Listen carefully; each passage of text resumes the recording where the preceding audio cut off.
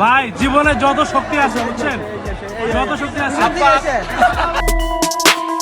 গতকাল রাতে সামাজিক যোগাযোগ মাধ্যমে একটি ভিডিও ভাইরাল হয়, যেখানে দেখা যায় নাসিরউদ্দিন পাটোয়ারিকে বক্সিং মেশিনে ঘুষি দিতে যাওয়ার আগ থেকে সবকিছু ঠিকঠাক ছিল, কিন্তু ঘুষি দিতে যাওয়ার বক্সিং মেশিনকে মির্জা আব্বাস ধরে নেয়, যার ফলে ব্যাপক সাড়া ফেলে ভিডিওটি। ভাই জীবনে যত শক্তি আছে বুঝছেন, যত শক্তি আছে।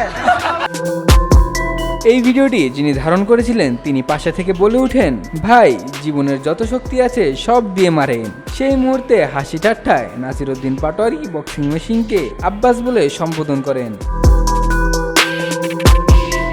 নাসিরউদ্দিন পাটোয়ারির এই ভিডিওটি নিয়ে অনেকে অনেক ধরনের মন্তব্য করেন। কেউ বা বলেন একজন সংসদ সদস্য নিয়ে এইভাবে কথা বলা ঠিক হয়নি, আবার কেউ বলছেন এটা বেশি হয়ে গেছে, কোনো কিছুই অতিরিক্ত ভালো নয়।